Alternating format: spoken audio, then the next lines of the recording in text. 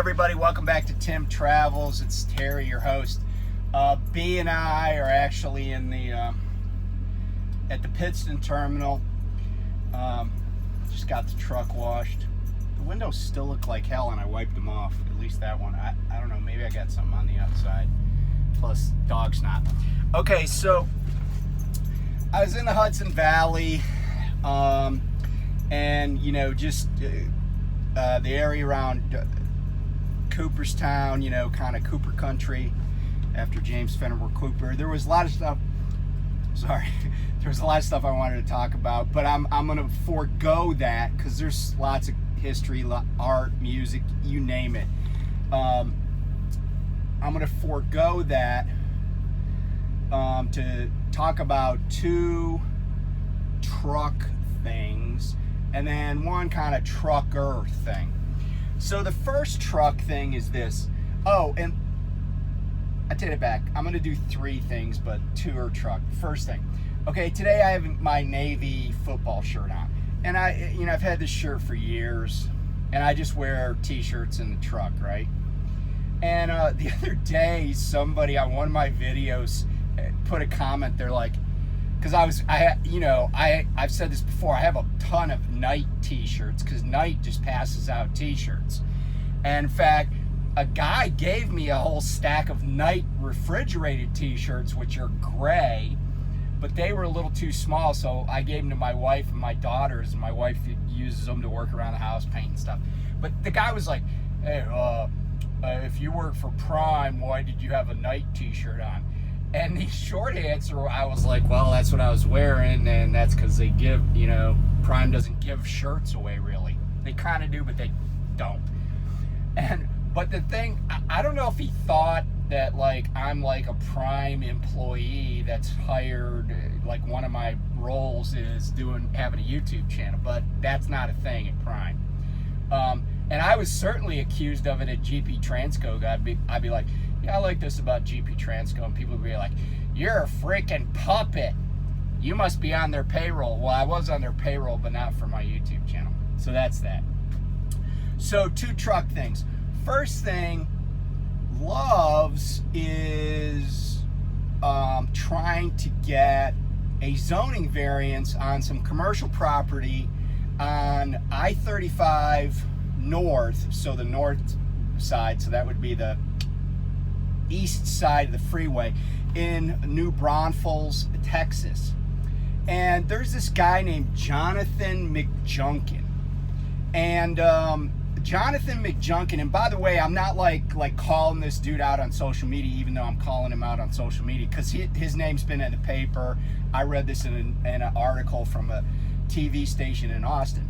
So this McJunkin guy has basically started a petition drive to convince the town or city or whatever New Braunfels is to not grant the zoning variance, even though it's commercial property. It's just a big plot of land, right? And his justification is that trucks make noise and trucks will be by people's houses, which, kind of begs the question about why do people live so damn close to the freeway? I mean, it's frickin' Texas, right? Like, there's not a shortage of land. But he's like, well, and one of his justifications is, well, there's another truck stop within a mile. Well, I kind of looked it up, and that's not exactly true. There's a Buc-ee's, and you know how big those things are. They got like 700. And by the way, the one in New Braunfels was like the biggest at one time. I don't know if it still is. And the reason I've been there more than once. We have friends that live in New Braunfels, and they've been there for years. And so anyway, there's that huge Buc-ee's, but there's also several distribution centers. Walmart has a distribution center there. Ashley Furniture, Cisco with an S, not with a C. They all have distribution centers there, and it's like right in the I-35. It's like right in the heart of the corridor, right? It's like just south of Austin, just north of San Antonio. San Marcos is up the road. And so this guy, that was his justification, and he's like, oh, and people don't want to hear trucks running near their home. And, so I texted my friend And I said, hey man, do you know this guy? And he's like, no, I don't know him, but he went to the article. And he read the article and he's like, yeah, he goes, it's not like the highway itself doesn't produce all this noise. And this guy was like, well, I understand, the business, McJunkin that is, I understand that, business has to get done, but we just don't, there's enough truck stops already. And I'm like, Jonathan McJunkin, I'm calling you out, because guess what, dude? The number one problem that truckers identify, especially if they're over the road, that they would like to fix, it's not traffic jams, it's not increasing speed limits, it's parking, right? That's the number one problem. And as my friend adeptly pointed out, he goes, there, and you see this everywhere, but you definitely see it in Texas. People parked all over the on-ramps, off-ramps, any place there's a spot of dirt, there's a truck will try to park there if they can because they need to stop. And he's like, that's unsafe. My friend said that was unsafe. And I agree with him. I mean, some companies have policies you're not even allowed to do that. I don't do it unless it's an absolute necessity, and even then I'm really picky about it. So anyway, dude, you want stuff, there's a big ass Walmart distribution center there, there's a Walmart store. All these local jobs are there because trucks will come there. As I told my friend, I said, one of the reasons prices are higher in New England than they are, say, in Texas, is because it's harder to get people to haul into New England. And the number one reason, parking. When you go into New England, that's always on your mind. That's always on your mind, is parking. So, and even just trying to find a place to get fuel. So that's number one. Number two is this. So Prime, and I applaud the effort, right? I applaud the motivation behind this. But what they did is they installed these systems on their trailers, and I think it's called Wayrite or Right Way or something like that. And the idea was that it's a gauge, and if it's set up correctly, by having a known weight in the trailer and it's adjusted properly, it can be set, and then it will remain fairly accurate. And I think it's basically taking a pressure reading off the airbags in the trailer. Well, not every time, but most times we do what we call our live loaded calls, which the fact that those even exist is a whole different video. And I think some people have talked about them. Like, I know Lyle at No Hippie Trucking and Transportation has mentioned the loaded calls. Anyway, so every time you call up to do a live loaded call, well, not every time, most of the time, somebody asks you what your gauge on the trailer says, meaning this right way or Wayrite thingamajig, and there's a gauge here in the tractor. What are the readings? I have not had a trailer yet that didn't say 0. Why? Because they haven't been calibrated. Because here's what happened. Prime spent a ton of money to do this, but then left the onus of calibration on individual drivers, okay? Here's the problem with that, okay? The training says you're supposed to have like 34,000 pounds in the trailer and then make this adjustment with a flat tip screwdriver and basically set the gauge, right? But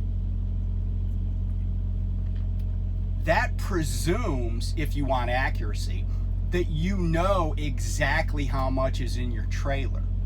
Well, the procedure also involves like weighing yourself empty, then getting a known load, which if you've ever been to a shipper, you know that that's sort of kind of an inexact science, right?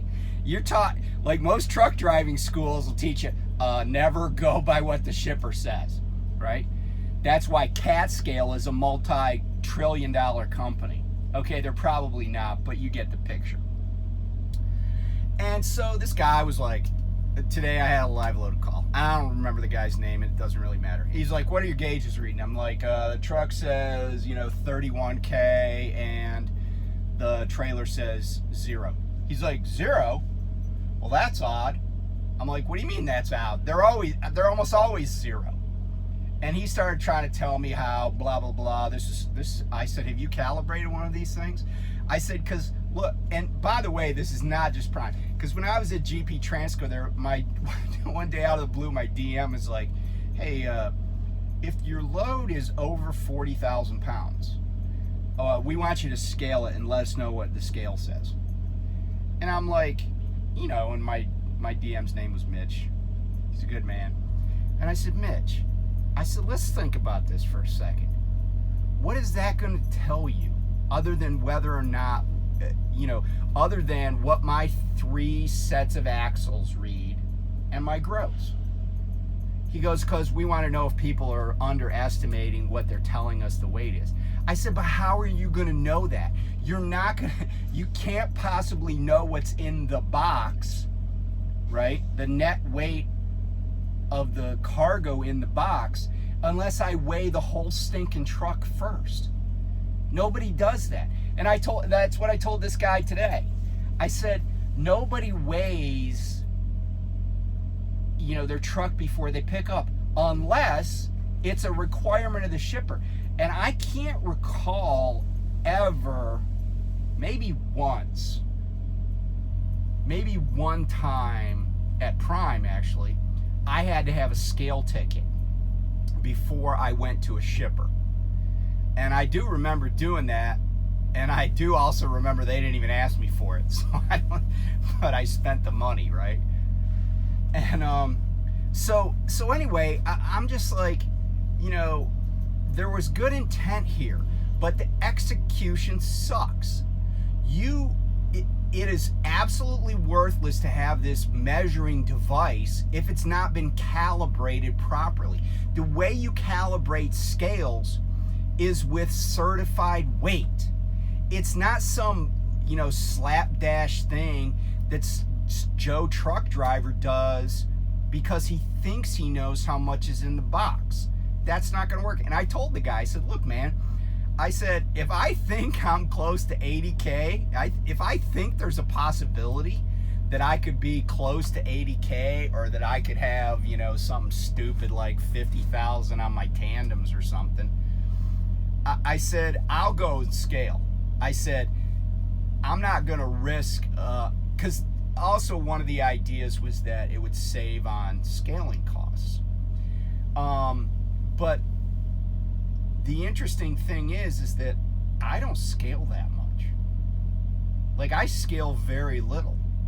I do have this gauge in the truck, and on other trucks I've had like pressure gauges that told me how inflated my drive airbags were.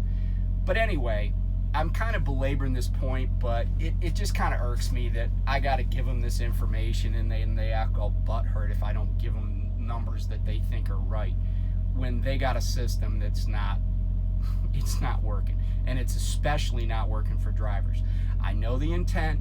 I'm not criticizing them wanting to make it easier on drivers and to save on scaling costs. I get that, but this is not the way to do it. So that's the 2 truck things. So what I wanted to talk about, somebody asked me kind of a question about how did I get into trucking, and basically why would I leave a supposedly lucrative career practicing law. And it's like 90, 100 degrees today here in PA, and I can't tell you how little I miss putting on a coat and tie when it's hot as balls outside, or even hotter, because as my wife points out, balls are only about 86 degrees. And in Maryland it gets hot and steamy. and going to the courthouse in Upper Marlboro, Maryland, which is in Prince George's County, and it's like a swamp there, and just schlepping into court with, like I said, a coat and tie on, waiting in line to get through security, then going and sitting in a courtroom that has 83 seats and 114 people waiting to see the judge. It's just not that fun. And honestly, I don't think I make less than I was making in my last law job. Now, there have been times when I kind of made a lot more money than I was making in my last law job, but there's an awful lot of pressure in that profession, and there's an awful lot of pressure in a lot of professions. And part of the pressure is just, meeting expectations that other people may have for you. And, so that's one of the things I definitely don't miss. I was driving through New York, and it's just pastoral and verdant and, just kind of off the beaten path, right? I was driving across US 20 from like the Albany area to get to my pickup at Chobani. And which, by the way, I like picking up at Chobani. It not because their location is like super great, although it's a nice trip. I haven't made it in the winter, but I just like Chobani because I think it's a good company. I think they treat their employees well. I saw a Chobani community center in New Berlin, which is I guess the closest town there. It's adjacent, or it's attached to a brand new firehouse they're building. And so I'm pretty sure Chobani is, in addition to giving people jobs, is pouring money into the community. And that's just good stuff. That's just good corporate citizenship. And I appreciate that they're one of our customers and I can help them in some small way build their business. But getting back to what I was saying, you got to decide what's important. And I've had a big house. I've had all of the indicia of success, all of the accoutrements of success. I've hobnobbed with politicians and super rich people, and been invited to really nice parties, and done really cool things, some of which I couldn't have done but for the fact that I had this profession. But if I look back on it, the only thing that really matters to me is my family and maybe a couple close friends. But that's about it. So the money I made things good for my kids and in my family, but it also put pressure on us, in ways that were unexpected. And fortunately, I grew up kind of poor, and we always demanded that our kids, work hard, even though we could pay for stuff. We just wouldn't pay for stuff. And so I'm pretty happy that my kids are all gainfully employed. They're bright, they're good citizens, and I'm happy with how that turned out.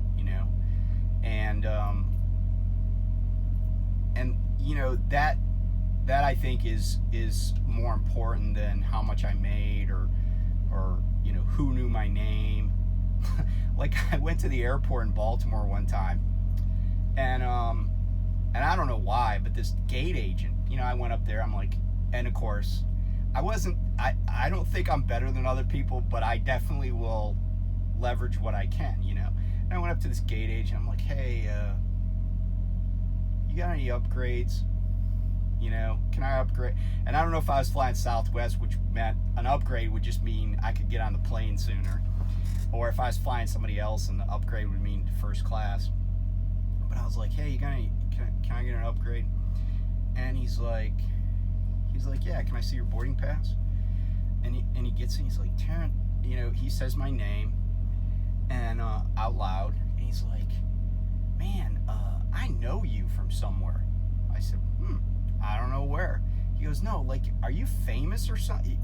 He was just, and I'm like, I don't think so, but I don't know, like this, it was just weird to me that this guy cared who I was or whatever.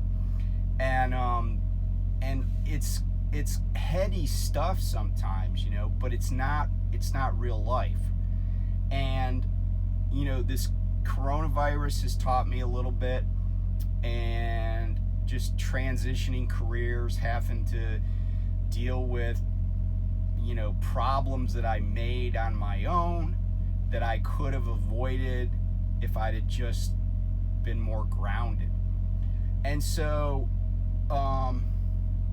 driving a truck, you know, when you first start driving a truck but you like got a law degree, you know, you're a little reluctant to tell people what you're doing. It's like, oh, you know, like it's a fall from grace.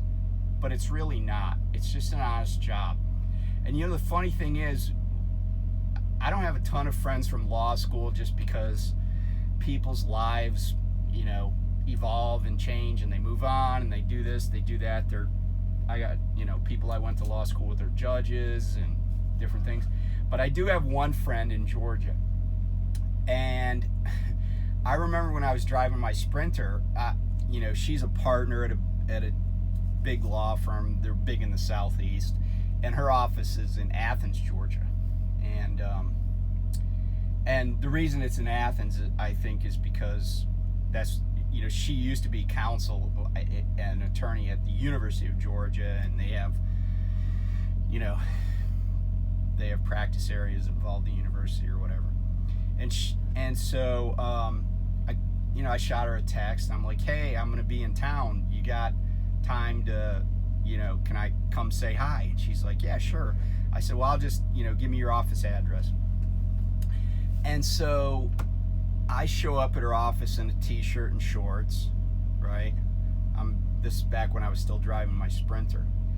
And she was like, so tell me, what are you doing? And I was telling her, and she goes, that is so awesome.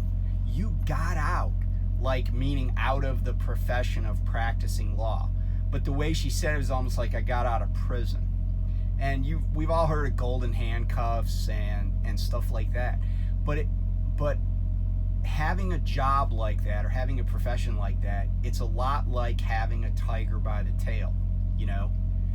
You don't want to hold on, but you can't let go. And I would be lying if I said the transition hasn't been rough, right? And I'm still cracking the code on how to be home and hang out with my wife. But you know what? My wife is starting to be a lot happier with me. And I'm a lot happier. I'm a lot more mellow, and, you know, a lot of stuff I used to think was important, I don't anymore. And so the reason I'm sharing all this is I think it's important to just let some stuff go. And I've outlived a lot of people that I've known over the course of my life, people that were younger than me. You know, we finally pulled out of Afghanistan, and you know, there are some people that went over there and went to Iraq and came home in a box. And I knew them when they were young and vibrant, and they're gone way too soon. And they were doing something that was important to them, and it was important to me, you know, and it kind of still is. But it all comes down to, you know, the people. And, you know, I think we all have things in our lives that are really not that important, but we feel like they are at the time. And sometimes we don't get a chance to like focus on the really important stuff because we're too busy with just the noise. You know, we're too busy with the grind or whatever it is. So I gotta tell you, this year, I am focused on working my way into bona fide semi-retirement. I feel like I'm semi-retired. Like today, nothing. I just drove a truck, and half the time I was just like, wow, that's a really cute farm, or look at that house. I love that paint job. Oh, that's cool. Look at that pond. I appreciate this job for what it's allowed me to not do, and for what it's allowed me to do. But it's allowed me to not be the guy I was. And I wasn't a bad human being, but I feel like I'm better now. I really do. And I don't know how long I'm going to be around. On the planet. Well, actually, I probably will be on the planet for a long time, because I don't think anybody's going to shoot my ashes into outer space. But you know what I'm saying. And none of us do. None of us do. I was thinking about, I graduated from high school 41 years ago. I can't tell you how many classmates of mine never saw 30. I got classmates from law school. I graduated from law school in 2002. I got classmates that were significantly younger than me. They're gone. Nothing nefarious, nothing crazy, just, natural causes or whatever.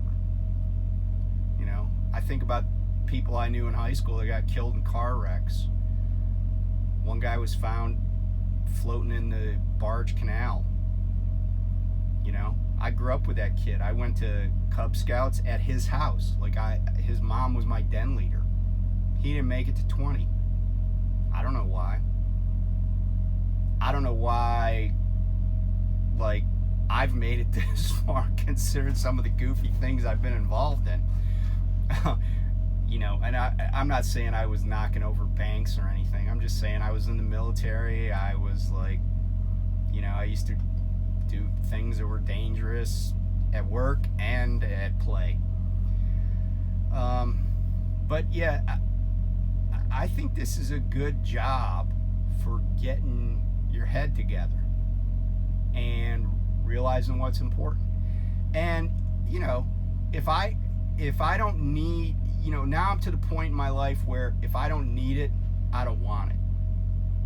I watch these people drive by me with their giant pickup trucks. I'm like, that truck costs 60 grand. Then they're dragging behind some aluminum siding on wheels that they paid way too much for, if you know anything about the RV industry. Or, a boat, or, and by the way, every time I see a boat, I see those people on the Ozarks. The memes are just endless, and YouTube has endless videos of a guy just totally crashing. The girls, there's two women in bikinis, and then there's the dude driving. I'm sure you know what I'm talking about. But anyway, so I've rambled on too long, but I hope this resonates with somebody sometime. And if it does, I hope it's helpful, and I wish everybody well. Except for that guy from Stevens Transport who cut me off today on I-81. That guy, I would like to have words with. Anyway, thanks for tuning in. And by the way, we're at 291 subscribers. That is so cool. But I have a goal. I have a goal to be at 1,000 by the end of the year. I don't know what I say it's a goal. I'm probably not going to do anything to expedite it, but whatever. But yeah, I appreciate all the subscribers. If you don't like what I say, please subscribe. So yeah, but comment, share, and be safe out there. And I'm headed for Indiana in the morning, and then out to Illinois, and probably get out to the West Coast. We'll see what happens. But anyway, take care, and thanks for watching.